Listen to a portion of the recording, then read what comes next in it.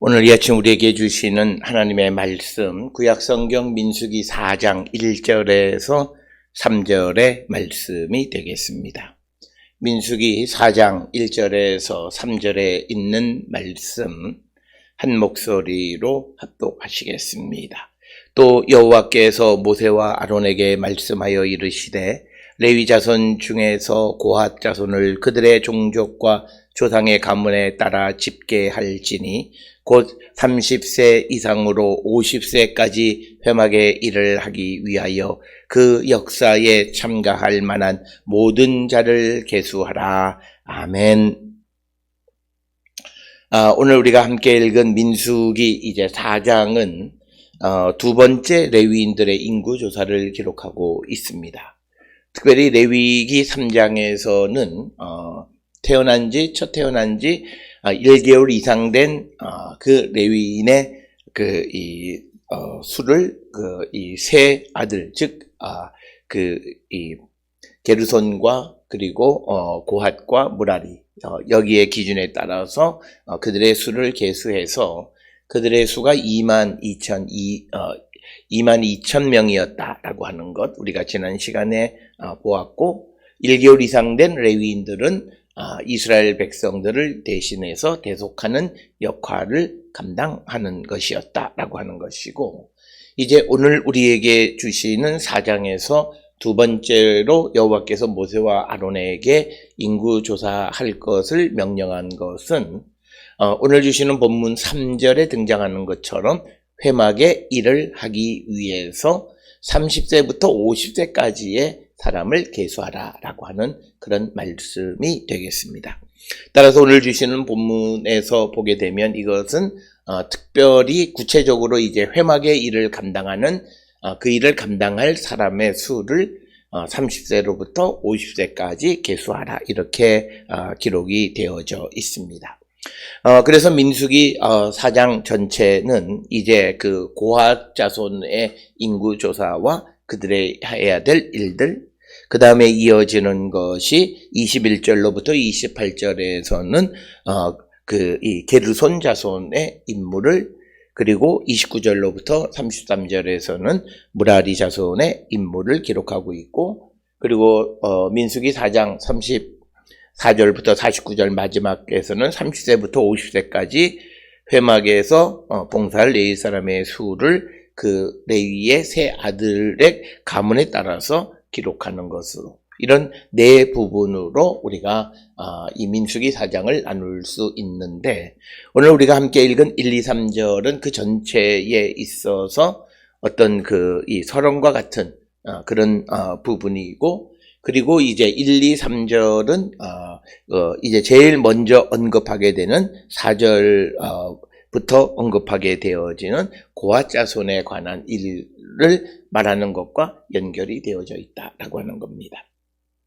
특별히 우리가 성경을 좀 주의 깊게 보게 되면 우리가 성경을 읽는 데 있어서 앞에서 나와 있는 민수기 3장에서 레위의 후손들의 수를 계산할 때 보게 되면 그때는 게르손, 고핫, 무라리 이런 식으로 기록을 하고 있고, 또 그 다음에 진에 정착할 때는 남쪽에 고핫, 그리고 서쪽에 게르손, 북쪽에 무라리 순서로 기록하고 있고, 특별히 또 이제 오늘 주시는 민수기 4장에서 보게 되면 우리가 이제 다음 시간에 보게 되는 4절에 언급되어 있는 것은 고핫 자손을 또 제일 먼저 언급하고 있는 것, 이런 것들을 통해서 보게 되면 어떤 특별한 순서는 기록의 목적에 따라서 순서가 조금씩 달라질 수 있다라고 하는 것입니다. 이것은 성경에 기록되어 있는 사건들의 또는 어떤 목록이나 이런 것들의 순서가 갖는 의미가 있다라고 하는 것을 우리에게 간접적으로 증언해 주는 것이 되겠습니다. 따라서 이 고핫 자손은 이제 성소에 있는 성물을 직접 옮기는 역할을 하는, 특히 레위의 세 자손들 게르손과 무라리 그리고 고핫 중에서 이 고핫 자손들은 다른 게르손 무라리보다는 조금은 더 그 거룩하고 더 전문적인 것들을 감당하는 그런 것을 우리가 보게 되고, 그러기 때문에 오늘 이 민수기 4장에서는 고핫의 위치가 제일 먼저 언급하고 있다라고 하는 것.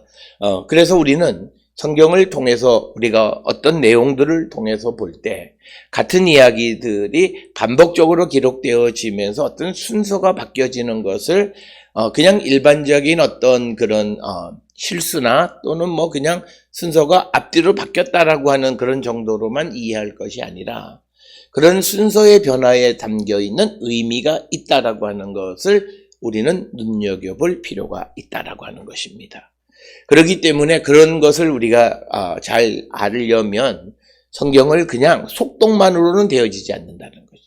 매우 조심스럽게, 그리고 우리가 내용들을 하나씩 비교해 가면서 읽을 때 그런 차이점들을 우리가 발견할 수 있다라고 하는 것입니다.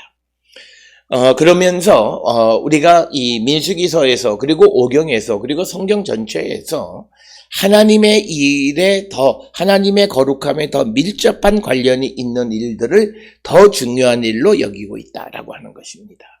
어떤 세상의 정치적인 일이나 개인의 어떤 일들보다 하나님의 일을 훨씬 더, 그래서 그 하나님의 거룩한 일을 담당하는 자들이 그 일을 수행할 때 많은 특권을 얻게 된다라고 하는 것을 우리에게 보여주는 것이다 라고 하는 겁니다.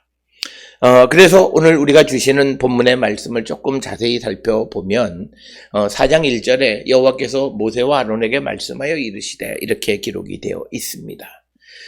그런데 21절에 게르손 자손이나 29절에 무라리 자손에게 하나님 여호와께서 명령하실 때는 아론이 빠졌고 그냥 모세에게 말씀하여 이르시되, 이렇게 되어 있습니다. 그러면 앞에서 말씀을 드렸듯이 레위의 세 아들들에게 이제 하나님께서 그들이 해야 되는 일을 명령할 때 어떤 명령은 모세와 아론에게 직접 주시기도 하고 어떤 경우에는 모세에게 주셔서 모세가 전달하는 역할을 하게 한다. 그런데 오늘 주시는 1절에 왜 아론의 이름이 등장했고 29절에 같은 내용의 게르손 자손에 관한 이야기에서는 모세만 언급되고 또 29절의 무라리에 관한 것에서도 모세만 언급되고 아론의 이름이 언급되지 않는가라고 하는 것, 이것에 대해서 우리가 민수기 1장부터 3장까지의 이야기 등을 통해서 보게 되면 우리가 고핫 자손들이 어떤 역할을 감당하고 성막에 있는 물건들을 옮기는 역할을 할 때 그들을 감독하고 그들을 통제하는 것이 엘레아살 제사장이었다라고 하는 거죠. 그렇기 때문에 오늘 1, 2, 3절이 4장 전체의 서론에 해당하는 것이기도 하지만 이어지는 4절에 고핫 자손에 관한 임무를 주는 것이고, 이것은 아론의 그 관심에도 매우 중요한 것이기 때문에 성소의 그 성물에 직접적인 관련이 있는 것이기 때문에 아론도 이것을 듣는 것으로 기록이 되어져 있다. 그래서 왜 우리는 민수기 4장에서 고핫 자손에 관한 명령을 할 때와 게르손과 무라리 자손에게 명령할 때의 내용이 다른가라고 하는 것에 대한 설명을 해야만 하고, 먼저 우리는 성경을 읽으면서 그런 차이를 발견할 줄 아는, 면밀하게 성경을 볼 줄 알아야 된다라고 하는 겁니다.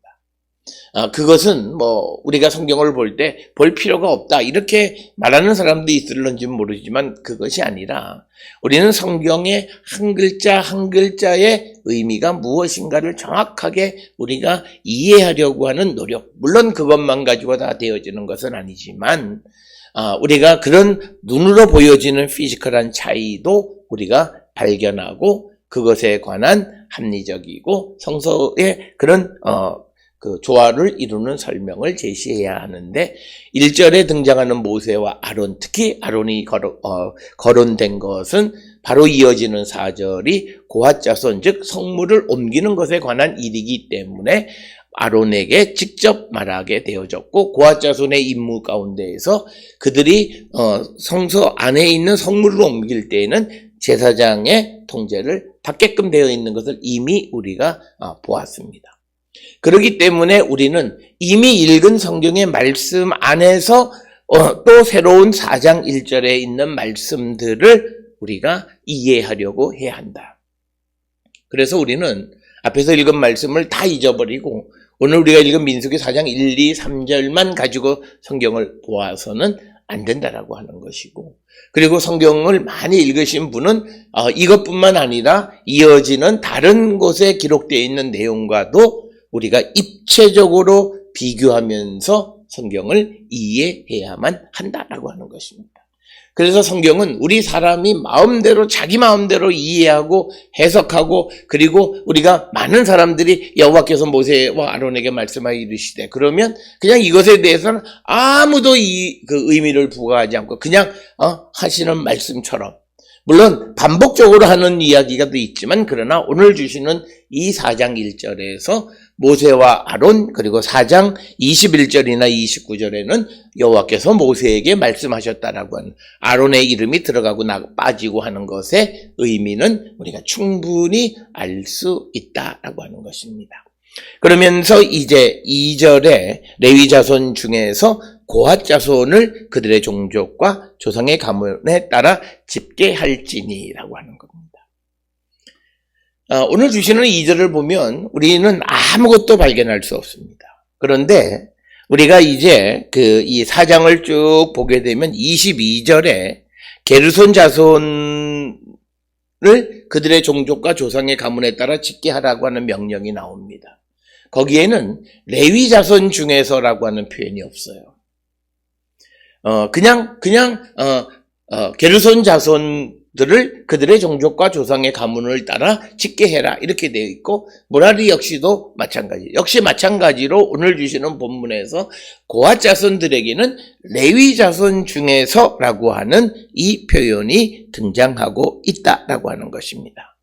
그러면 왜 이 고핫 자손에게는 이런 표현이 등장하느냐라고 하는 질문 또한 우리는 제기해야 되고, 이에 대해서 많은 주석가들은 고핫 자손은 게르손이나 또는 무라리보다 직무상 특권을 가지고 있기 때문에 그들을 묘사할 때 조금 다른 그 가문들보다는 다른 방식으로 설명하고 있다, 이렇게 이야기하고 있습니다.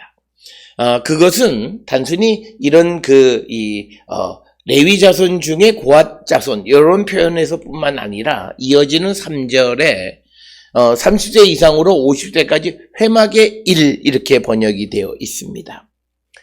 회막의 일로 번역되는 멜라카라고 하는 단어를 사용했습니다.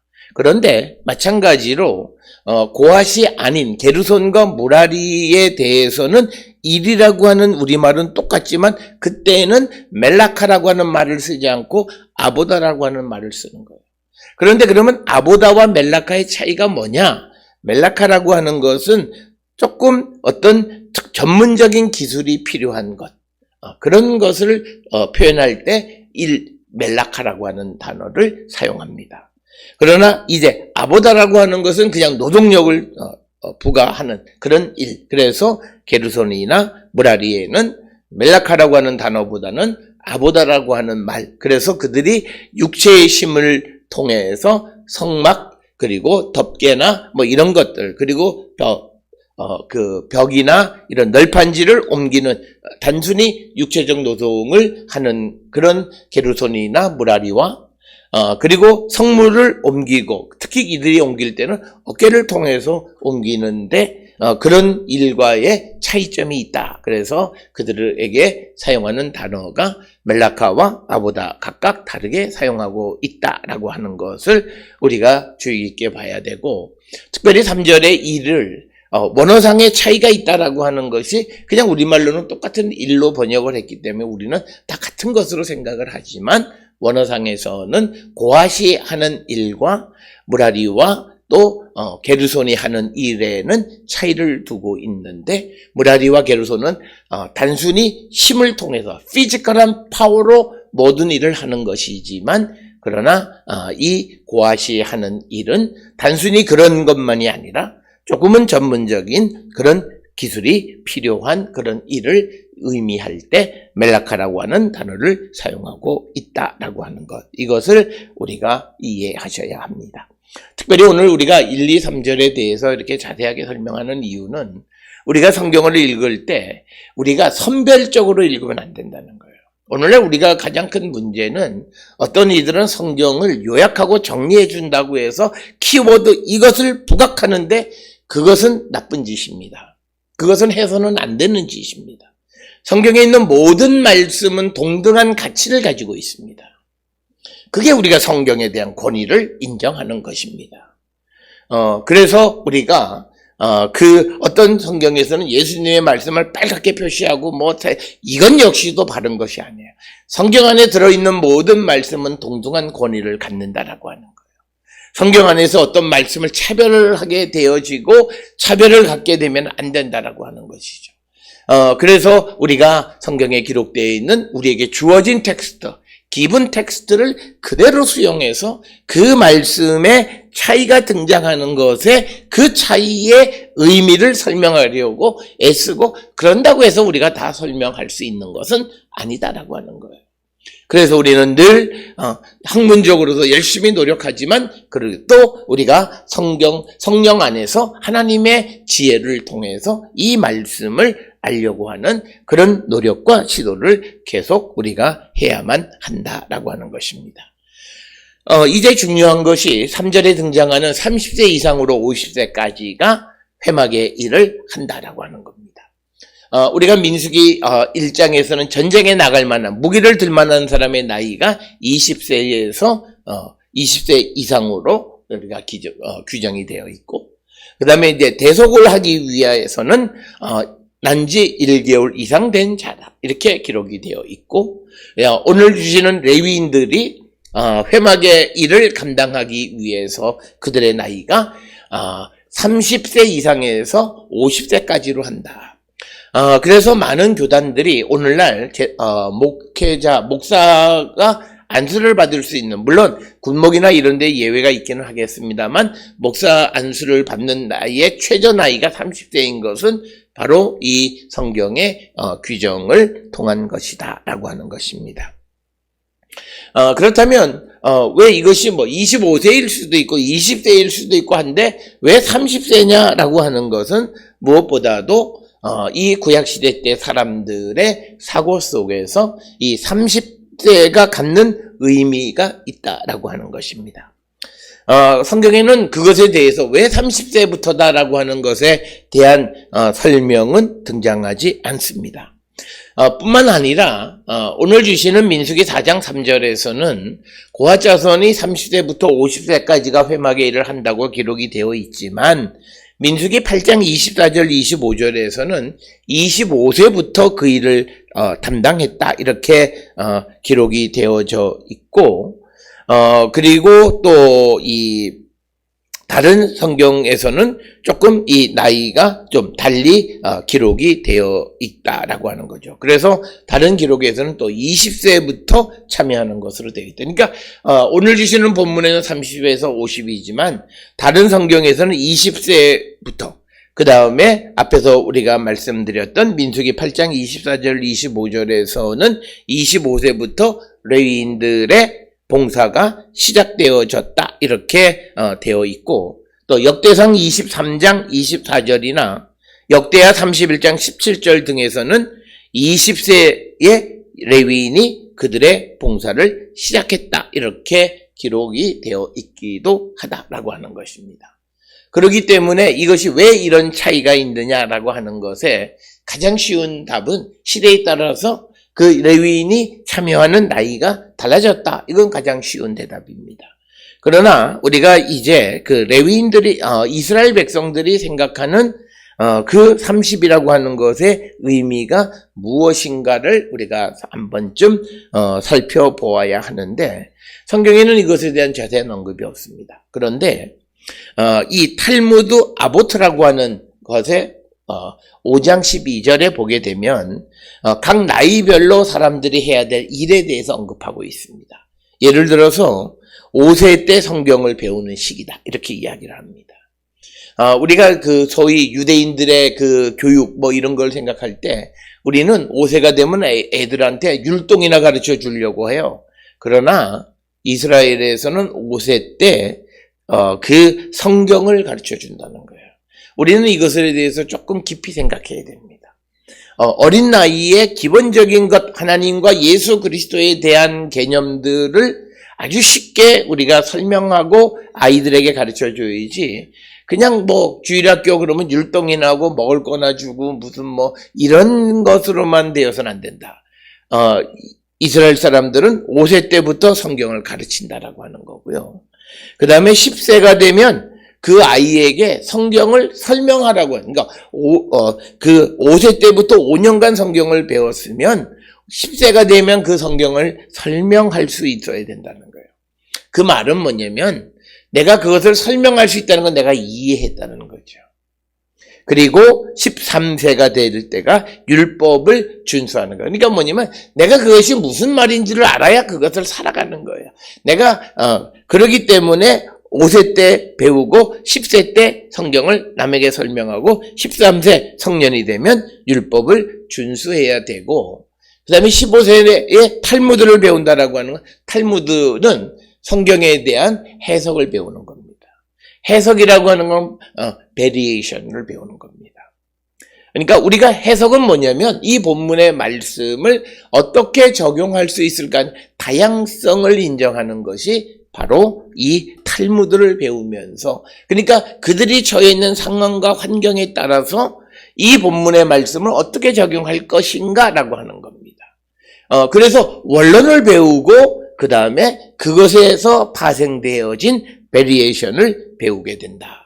그리고 18세 때는 결혼을 해야 되고 20세 때가 되면 무엇이든지 해야만 하는, 그래서 어떤 이들은 이것이 바로 군복무이다 라고 설명을 하고, 또 어떤 이들은 생계를 위한 일을 할 때이다 이렇게 설명하기도 합니다. 그러면서 이제 30세, 지금 우리 나이에 관계되는 30세 이상은 30세라고 하는 건 심의 절정기다라고 하는 거. 한 사람의 심이 절정에 달하는 때가 바로 30세다라고 하는 것입니다. 그리고 40세에는 이해할 때이고 50세에는 조언을 할 능력이 있는 때이고, 그 다음에 이제 60이 되면 성숙하고 70세에는 백발의 때이고, 그리고 80에는 심이 추가되는 때. 그러니까 뭐냐면 사람이 강건하면 70. 그러니까 70까지가 보통 이상적인 건데 거기에 심이 더 가해지면 더 살 수 있는 것, 그것이 80에 심이 추가되고 90세에는 침대가 필요하고 100세 때에는 죽음의 때다 이렇게 설명을 합니다. 이런 인식 속에서 이 레위인들 가운데 회막과 관계되어 일을 하는 고핫이나 게르손이나 무라리들이 그것을 옮길 때 심이 필요하는, 그래서 그 심이 절정에 달하는 30세부터 그 일을 봉사하게 했다. 그러니까 자기의 인생의 최절정기를 주님을 위해서 일한다는 거예요. 하나님을 위한 일을 한다는 거예요. 이런 생각들을 우리가 본문을 통해서 우리가 이해하면서 왜 30이라고 하는가라고 하는 것에 대해서 막연한 이해를 우리가 가질 수 있다. 그러나 이것이 성경에서 왜 30이라고 설명되어 있지는 않다라고 하는 것이고, 앞에서 잠깐 말씀을 드렸습니다만 민수기 4장 3절에서는 회막에서 일하는 나이가 30에서 50세까지입니다. 그러나 민수기 8장 24절 25절에서는 25세부터 레위인들이 봉사가 시작됐다 이렇게 설명이 되어 있습니다. 이에 대해서 사람들은 25세에 레위인들이 바로 어떤 자신들에게 맡겨진 일을 하는 것이 아니라 그들이 5년 동안 제사에 관한 교육을 율법을 배웠을 것으로 추정해서, 그래서 25세에 그들이 모여서 5년 동안 배우고 50세에 그 일을 30대부터 그 일을 감당하게 됐다. 이런 설명을 하는 겁니다. 이런 설명의 가장 큰 것은 성경 안에 어디는 30, 어디는 25세 되어 있는데 어떻게 하든 이것을 좋아하려면 25세와 30을 설명하는 데 있어서 그 차이의 5년을 준비의 기간으로 설명하는 것이다 라고 하는 것입니다. 그런데 더 큰 문제는 역대상 8장, 역대상 23장 24절이나 역대하 31장 17절 그리고 에스라 3장 8절 등에서는 레위인들의 봉사가 20세부터 시작됐다. 이렇게 설명을 하기도 합니다. 이에 대해서는 우리가 잘 알다시피 역대기서나 에스라, 느헤미야와 같은 것은 전부 다 시대가 바벨론 포로 그 시대 혹은 그 이후 시대에 기록되거나 그 시대를 배경으로 하는 겁니다. 그래서 이것이 나라가 망하고 포로로 잡혀가고 하면서 레위인 즉 성전에서 봉사할 사람의 수가 적었기 때문에 그런 시대적 정황 속에서 30세의 나이가 20세로 내려온 것이 아니냐 이렇게 설명을 하지만 그러나 정확한 이유는 우리가 알기 어렵다. 그래서 역사적인 해석이라고 하는 것이 어떤 역사적 정황을 들이대면서 그것을 설명하는 하나의 방식이지 그것이 정답은 아니다라고 하는 것. 오늘 우리가 살고 있는 이 시대에 마치 역사가 모든 것에 맞는 키인 것 같지만 그러나 하나님의 역사는 역사의 흐름대로만 움직이지는 않는다라고 하는 거예요. 그렇기 때문에 우리가 특별히 성경의 내용을 역사적 관점에서 보는 것도 필요하긴 하지만 그것이 절대적이라고 말할 수도 또한 없다라고 하는 것을 우리가 정확하게 아셔야 되겠습니다. 오늘 주시는 1절, 2절, 3절의 짧은 말씀 그리고 단순한 것 같지만 이것을 표현하는 방식의 차이는 그 나름대로 의미를 가지고 있고 하나님의 일 가운데에서 더 거룩한 것에 관계된 일을 하는 자들이 더 많은 특권을 얻고 그들에게 권리를 부여하는 것을 우리가 볼 수 있다라고 하는 것입니다.